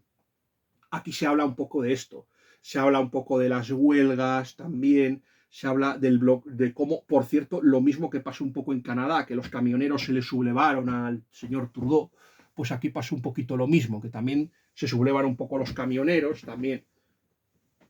Pero todo, en lugar de atribuirla a la nefasta economía del señor Allende, aquí lo que se hace ciertamente es decir, el complot imperialista, yanqui, y más o menos aquí a lo que se dedica Allende en la embajada parisina es eso. Y otra cosa que a mí tampoco me ha gustado nada, la francofilia. El tío se dedica aquí a recortar imágenes de la Bardot, del De Gaulle, del no sé quién, del no sé cuál.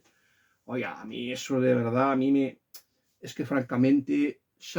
Francia solo tiene de bonito Juana de Arco, Marlene Mogó y Luis IX, y pare usted de contar, ya no tiene más cosas buenas. Bueno, y algún escritor católico que tiene, pero bueno, no tiene pocas cosas buenas. Así que yo estoy más de acuerdo. Y Marlene Morro, creo que lo dije, ¿no? Pues creo que no. O la Lavalier y algún. Sí, espera, voy a salvar a San Francisco de Sales también, vale. Yeah.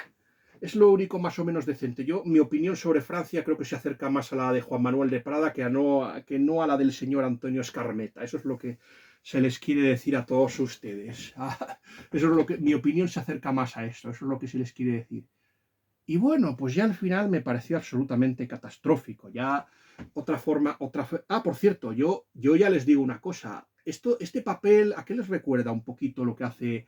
Aparte de decir el papel bueno, más o menos lo que busca es eso, y no nos lo dice. Más o menos hace de intermediario, hace el papel de trotaconventos, de Celestino y de Cyrano de Bergerac. Ese es el papel que hace aquí Pablo Neruda. Aquí, o sea, que en realidad lo que hace es de alcahuete. Vamos a decirlo aquí, de alcahuete es lo que hace. Y a mí me parece que voy a titular el vídeo de esa manera. No sé si me dará, si podremos, porque el título de este libro es largo. Ya sabéis que los títulos en YouTube, ya sabéis que no pueden pasar de los 100 caracteres. Eso es lo que se les quiere decir a todos ustedes. Y eso es lo que más o menos hace, ciertamente. Pues a mí el final, a mí me parece absolutamente...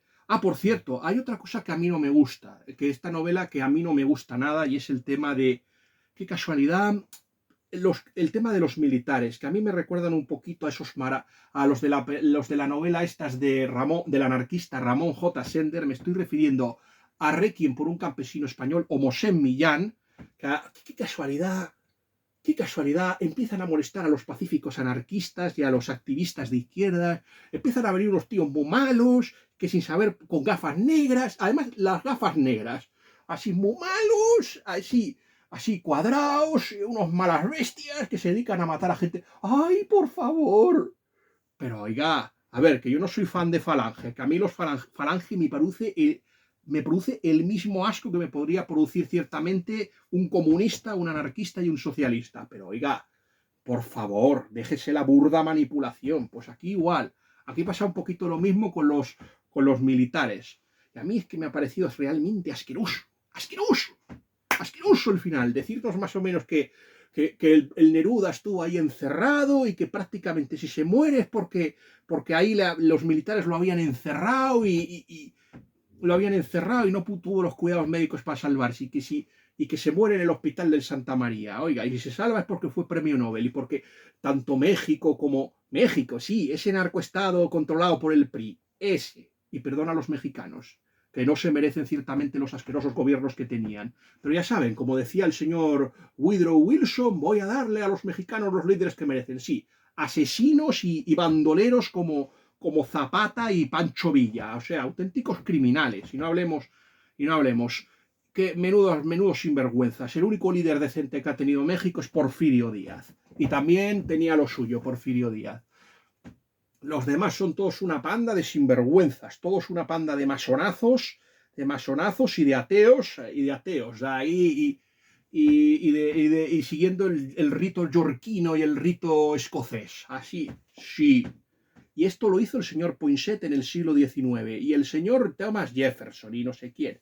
Y en el siglo XX interesaba mucho salvar al laicista y ateo a Plutarco Elías Calles, ese asesino, esa especie de hazaña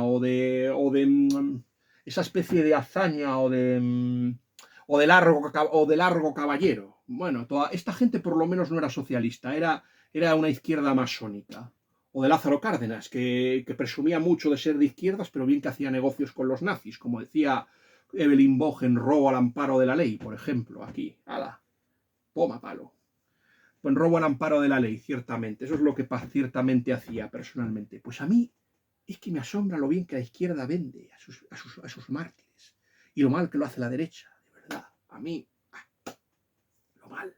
O sea, todo el mundo sabe que Federico García Lorca fue asesinado por Franco. Bueno, a mí en realidad lo que me pareció un crimen homofóbico. O sea, fue una venganza y este hombre era tan amigo del señor José Antonio Primo de Rivera como lo era de la izquierda. Eso para empezar. Y luego ya, por ejemplo, ¿qué vamos a decir de Miguel Hernández? Es quizás el único el único de estos que quizás me diera un poco de pena, Miguel Hernández. Y ahora Unamuno también. Este hombre que dijo, no es esto, cuando era la República. Pues sí, nos está intentando convencer la UNO de Televisión Española y los queridos socialistas que ciertamente este hombre, como pronunció una conferencia en el Paraninfo y le dijo a Millán Astray, viva la vida, muera la muerte, pues ala, venga, ala, pues Franco lo envenenó. En realidad, Unamuno se muere porque lo envenenó Franco, porque le hizo como a Zola y ciertamente lo envenenó también, y por eso lo mató. A pesar de que Pley Daniel y la esposa de Franco intercedieron por él para que no lo mataran. Qué casualidad. Y en cambio, oye, no veo las mismas condolencias cuando la izquierda va y coge a alguien como Muñoz Seca, le arranca los bigotes, porque se los arrancó de cuajo, y encima va y lo fusila. Y tampoco vi lloros cuando mataron a Ramiro de Maeztu, ni cuando mataron a Víctor Pradera, ni cuando mataron a Villada. Yo no vi esos lloros ni esas condolencias. Qué casualidad, qué poco valen. Y tampoco vi esas condolencias cuando en la dictadura argentina, cuando con Argentina, esa izquierda tan buena, tan maravillosa, matada injustamente por la dictadura militar argentina, Yo no vi lloros cuando ciertamente cogieron a Carlos Sacheri, un famoso filósofo neotomista argentino, y lo fusilaron. Y cuando cogieron a Bruno Genta y también le hicieron lo mismo, otro filósofo argentino católico brillantísimo. Ni cuando lo hicieron con Amelong. No. Yo sobre el tema de la dictadura argentina quiero recomendarles el maravilloso documental de Agustín Laje diciendo que la lucha contra la izquierda, por cierto, que mi padre le ofrecieron dar unas conferencias en Argentina y no fue porque la izquierda estaba dedicando todo el día a hacer atentados terroristas y a secuestrar gente. Eso, yo no voy a justificar la dictadura porque yo la he condenado y me parece aborrecible. Por cierto, que mientras Jorge Luis Borges y también Ernesto Sabato, sí, el arrepentido Sabato, que en un principio apoyó la dictadura, porque la apoyó, y luego cuando llegó la democracia, ¡ay, qué he hecho! ¡Qué horrible! ¡Si eran malísimos! ¡Ah! Haber hablado cuando estaban en el poder, maldita sea, no ahora. ¿Saben quién fue el único que intercedió por las víctimas y por los presos políticos? Y por los presos políticos argentinos, uno de los pocos escritores que habló fue el católico Leonardo Castellani. Fue uno de los pocos que habló y se alzó en defensa para proteger a esa gente. El único. El único. Algo que yo no sé si hubiera ocurrido, ciertamente. Que yo no sé si hubiera ocurrido esto si Sendero Luminoso o los montoneros habrían hecho lo mismo, francamente. Yo, francamente, me hubiera gustado saber el tema, ciertamente, del tema. Eso es lo que les quiero decir, o sea, la verdad es que a mí el final me parece absolutamente abominable, el final de esta novela, y eso es lo que se les quiere decir a todos ustedes. Ah, por cierto, que se habla muchísimo, ciertamente, que malo es Nixon, y estoy de acuerdo. Nixon es por algo le llaman Dick el tramposo, aparte de que era un correo de la mafia. Empezó siendo así, un correo de la mafia. Fue vicepresidente en la época de Eisenhower, y llegó a donde llegó porque era un correo de la mafia. Mal elegiste, Dwight. No, elegiste mal. Yo estoy de acuerdo. Seguramente habría opciones mucho más interesantes que pero que convenía a Nixon. Y de hecho, Nixon perdió por muy poquitos votos frente a Kennedy, que muy posiblemente ganó porque la mafia le dijo a los católicos italianos que votaran a favor del señor Kennedy. Eso no se dice. Eso también hay que decirlo. Yo vuelvo a repetir que no estoy blanqueando a Nixon, que a mí no me gusta absolutamente nada. Y era parte de que fuiste un chapucero. Y aparte que si Camboya cayó por el culpa de los Gemeres Rojos es porque te dedicaste a bombardear Camboya y Laos, que no necesitaban bombardeos. Tú tenías que haberte tenido que concentrar en el Vietcong si es que querías seguir con esta guerra absurda y estúpida. Que por cierto, guerra absurda y estúpida que fue el señor Kennedy quien la montó. Y no hablemos de lo de Vallacochinos, que lo de Vallacochinos fue una absoluta vergüenza, lo que hizo el señor Kennedy. Fue una operación que había heredado de Dwight Eisenhower, pero ojo, quería liberar Cuba, pero no para acabar con el comunismo de allí, sino para volver a entregársela a la mafia, otra vez, para que volviera con los casinos y todo esto. Oiga. Ah. Y por cierto, que de verdad, yo francamente, si los presidentes que hay católicos en Estados Unidos son como Kennedy y Biden, por favor, que no vuelva a haber ni un solo presidente católico en Estados Unidos en lo que quede de vida. Por favor. Y ojo, hablamos mucho de lo de Nixon, pero ¿alguien lloró, por ejemplo, por el asesinato de Leónidas Trujillo? Que por cierto, que a mí me gustaría saber qué ideología comunista tenía el señor Trujillo, más bien al contrario.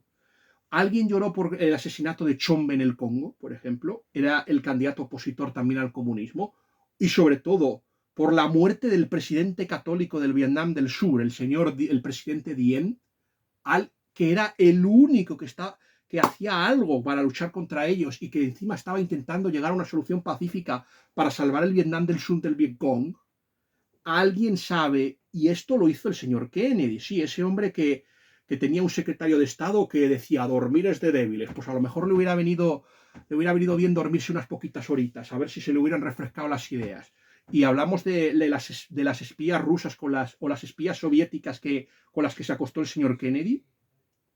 Hablamos también de eso, supongo. En cuanto al asesinato, fue una cosa muy turbia, no se sabe quién se lo cargó. Ahora se apunta que no fue la extrema derecha, como se había apuntado, que no fue la mafia, muy posiblemente, y que tampoco fueron Hoover, que podría haberlo hecho, porque Hoover era un canalla, Hoover el de la CIA, no estamos hablando del presidente de estadounidenses que llevó al crack del 29. O que podría haber sido el FBI, o sea, Hoover era el del FBI y luego estaba la CIA. Pues no fue, pues parece ser que sí, todos participaron, pero parece ser que ahora el que parece ser que se llevó por la calle a Kennedy, el que parece ser que acabó con Kennedy, por ejemplo, fue ciertamente el que acabó con Kennedy, parece ser que fue ahora el vicepresidente Barry Lyndon Johnson. ¿Y por qué se lo cargó Johnson? Ahora me preguntan ustedes. Parece ser que Barry Lyndon Johnson habría matado a Kennedy, por lo menos estas son las últimas informaciones que yo tengo. No sé si son mentiras, yo pediré perdón y disculpas, pero parece ser que por lo que he oído se lo cargó porque le iba a investigar por uno y que el lobby petrolífero estuvo detrás. Y por eso se lo llevaron a Dallas, porque ahí se ocuparon de quitarlo de en medio. Y al fin y al cabo había que asegurar que Johnson siguiera y continuara el legado de Kennedy y lo de la guerra y continuara con la guerra del Vietnam. Había que asegurarse de que ciertamente el interesado del lobby petrolífero no llegara al poder. Johnson, que Franco le aconsejó unas cosas, conocía bastante bien al general norvietnamita Giep y le aconsejó unas cosas y le dijo que iba a perder la guerra y Johnson no le hizo ni caso a Franco. No le hizo caso. Y bueno, Kennedy, yo voy a deciros una cosa, a mí Nixon me pareció repugnante. O sea, este hombre bombardeó Camboya y Laos y fue el que llevó a los Gemeres Rojos. O sea, te podías haber ido maravillosamente de aquí. Pero yo no sé si fue él o fue su eminencia gris, este hombre que presidió una industria farmacéutica y que era una especie de Talleyrand o de Fouché o de Rasputín de la política estadounidense. Este hombre fue nefasto. Este hombre fue y apoyó ciertamente a los neomaltusianos, es decir, quería reducir la población mundial y ciertamente estaba a favor, ciertamente, de que una gran parte de la humanidad se muriese. Este era el señor del señor Kissinger. Pero ¿por qué la izquierda nunca se va a manifestar contra Kissinger? ¿Sabéis por qué? Porque fue el que dio el dinero para refundar el Partido Socialista y fue porque junto con el señor Willy Brandt fue el que puso ahí a Felipe González, a Alfonso Guerra, ya no sé, y a fularito y a menganito. Sin este señor, nunca jamás, ciertamente, el Partido Socialista habría vuelto a España. Seguramente la alternancia habría sido derecha, Partido Comunista. A este señor se le puso para evitar la llegada del Partido Comunista a España. Y es así. Y es así. Y por eso volvió a asistir el PSOE. Y ahora, ciertamente, no os creéis que el PSOE es antiestadounidense. Es antiestadounidense cuando hay un candidato republicano, pero cuando están los demócratas, bien que le lamemos el culo. Y bien que no decimos nada. Criticamos la guerra de Irak, criticamos la guerra de Afganistán, pero nos quedamos callados cuando es la guerra de Libia y cuando los señores Clinton y Obama bombardean países porque les salió de ahí. Es así. Y es así, ¿no? Y no se es peor persona por decirlo. Al fin y al cabo, yo es que de verdad la hipocresía del PSOE yo me la conozco enormemente. Yo me la conozco. Cuando dijeron OTAN no, OTAN no, OTAN no, pues mira, el de la OTAN no acabó siendo presidente de la OTAN. Y al final, OTAN sí, OTAN sí. O sea, al final hacemos un referéndum y al final animamos a todos a votar para entrar en la OTAN. Oiga, ¿dónde está su consecuencia? ¿Dónde está su consecuencia? Y algunos me dirán, pero es que Fons, Aznar se opuso a la primera guerra del Golfo y luego entró en la segunda. ¿Y no es otro sinvergüenza también? Yo no le he blanqueado ni le he dicho nada. Igual de sinvergüenza son todos. Pero al final, las élites ponen tanto a los líderes de izquierdas como a los de derechas para tener engañados y secuestrados a sus votantes. Y para que desarmarlos, ciertamente. Por eso los ponen. Ya está, ciertamente. Por eso los ponen. Y en el caso de Aznar hasta tiene por lo menos una excusa, porque por lo menos Bush le salvó de la invasión marroquí de Perejil. Si no llega a ser por Bush, aquí nos comemos una intifada islámica en España. Y es así. Quien no quiera verlo está ciego.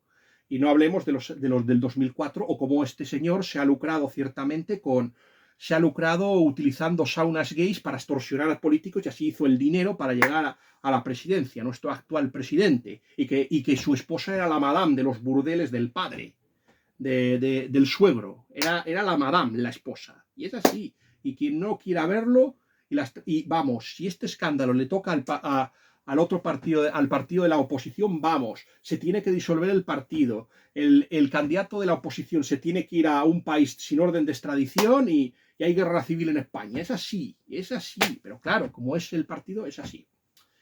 Bueno, ciertamente espero que este análisis les haya gustado. A esta novela, por supuesto, me parece que es ¿cómo diría personalmente? Es una había mi padre una vez oyó a un alumno chileno, bueno, en realidad unos amigos de mi padre estuvieron en un tribunal analizando a un alumno chileno. Por cierto, Chile es un país que mi amiga, una amiga y compañera de colegio, mi amiga Sara, le gustaba muchísimo, ciertamente. Aquí os recomiendo su maravilloso, a ver si lo podemos sacar. Os recomiendo su libro, interesante, aquí está, Revelación, os lo recomiendo ciertamente. Pues mi amiga Sara me ha hablado maravillosamente muy bien de Chile. La verdad, es un país, y además ahora que soy amigo del gran lector impune, es un país que... Ah, por cierto, ¿qué alternativa yo daría, que se me ha olvidado mencionarlo, qué alternativa daría o yo a Hispanoamérica, a todo al mundo hispano, ciertamente?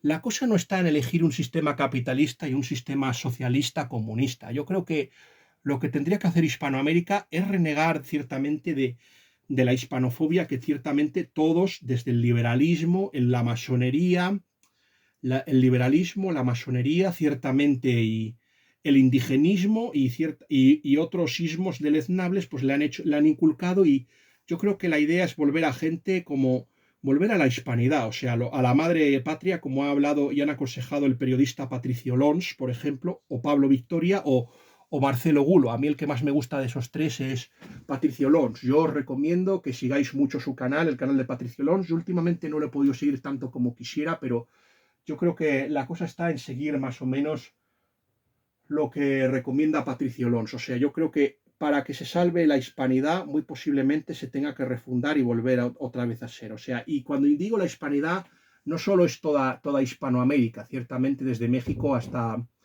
la Tierra de Fuego Argentina. Me refiero también a Guinea Ecuatorial, a Filipinas y incluso hasta podría ser el Sáhara Occidental, aunque el Sáhara Occidental tiene el tema del Islam, pero bueno, a ver cómo se podría resolver esa cuestión. Es lo que yo creo que debería hacer y es lo que debería, y así acabar con los odios. Yo nunca he entendido por qué hay tanta enemistad entre algunos países hispanoamericanos. Pienso en Venezuela y Chile. ¿Por qué hay tanta enemistad si el que hizo la constitución chilena fue un venezolano? Estamos hablando de Andrés Bello, o sea, y no la hizo mal. Ojalá le hubiera hecho caso José Antonio Páez. Eso es lo que les quiero decir, ciertamente.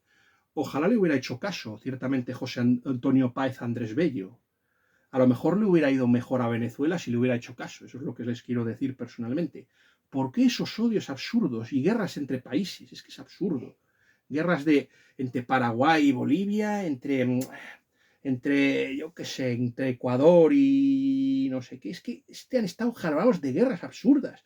Cuando estaban bajo España, nunca hubo guerras entre esos territorios. Vale, pudo haber guerras civiles en la época, pero era un conflicto no era un conflicto territorial, era, yo qué sé, la corona contra los Pizarro, por ejemplo. Yo qué sé, son cosas de estas. Y además mataron al virrey Blasco Núñez Vela, pero a partir de ahí fue ejemplar. ¿Por qué no volver a esa hermandad entre los países hispanoamericanos? Hasta por ejemplo, Perón era hispanista. ¿Por qué no volver? Y además hay una bandera de la hispanidad. Volvamos a estar juntos otra vez. Yo es lo que reivindico. Así que, como diría un tradicionalista que fue a Hispanoamérica sí que puede tener solución. Nada más, a este libro me ha parecido absolutamente deleznable y bochornoso, pero espero haber cumplido el duelo y espero haber satisfecho espero haber satisfecho espero que mi amigo el lector impune esté complacido. La nota que se le pone es un 1 sobre 5, la verdad. No es el peor libro, yo creo que el peor libro de este año es Conclave de Robert Harris, y también la papisa de Donna Woolcroft Cross. Yo creo que son los peores, Woolford Cross, perdón. Son los peores libros de este año, aunque seguramente sea el tercero peor que haya leído. Bueno, y la última sorpresa que quería darles personalmente es que aparte del vídeo del lector impune, se va a postear otro vídeo personalmente, hablando ciertamente, a ver, se va a postear un link hablando ya saben ustedes que yo sigo mucho una publicación llamada Catholic World Report e Imaginative Conservative. Pues bien, mis hallados y queridos suscriptores, se va a postear para todos ustedes aquí en mi canal el link, ciertamente, hablando de los mejores libros que leyeron los colaboradores y editores de Catholic World Report, que son muy buenos. O sea, todos los colaboradores ponen los mejores libros de este año. Yo tengo toda la colección, desde el año 2006 hasta el año 2025. Y va a ser aquí, rigurosamente en mi canal. Y además, si queréis, podemos hablar de las lecturas. Podemos dedicarle a otro libro y hablar de las lecturas.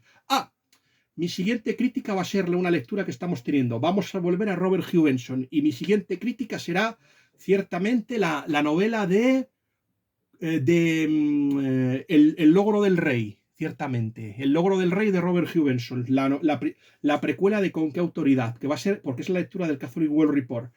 Y luego, pues ciertamente seguiremos con las lecturas, por ejemplo, de los demonios y todavía tengo muchas críticas. Por cierto, también una de las cosas que tengo pensado también hacer es se va a escribir también una reseña, mis bien hallados y queridos suscriptores, de una novela que ha sido muy injustamente tratada en Goodreads. Estamos hablando de La llave maestra de Bernard Capes, de la maravillosamente editada por Editorial Who. Me parece muy injusto que este libro tenga una valoración tan mala en Goodreads y vamos a poner remedio a eso. Vamos a escribir una crítica hablando bien de este libro. A ver, ¿es peor que la novela de los bombones envenenados? Sí, pero no está nada mal y merece una buena crítica. Mucho mejor que libros como estos. No puede ser que este libro tenga un 3,65 o 3,66 en Goodreads y, por ejemplo, el de Bernard Capes tenga un 2,98. No puede ser. Y yo voy a corregir esta injusticia. En mi canal se le va a dedicar y además se va a tratar muy bien. Además, este libro habló muy bien de mi querido G.K. Chesterton, así que vamos a hablar muy bien de este libro. Y antes de irme de vacaciones, que seguramente me vaya... A ver, si estamos el día 12, pues el día 19 de diciembre seguramente empiecen mis vacaciones y seguramente sea el día en que cierre la facultad. Porque ya yo creo que ya el 22 ya no sé si va a abrir la facultad. Eso es lo que se les quiere. Pues antes de ese día me comprometo y me emplazo con ustedes a escribir la reseña de la llave maestra. Y si podemos también de los demonios. Y se verá de Elfling, nada más. Espero que este vídeo haya sido de su gusto. Por favor, suscríbanse, denle like, posten comentarios interesantes, compártanlo con sus amigos y con la gente que cree que estos vídeos les podría gustar. Y nada más, que Dios les guarde a todos, mis bien hallados y queridos suscriptores.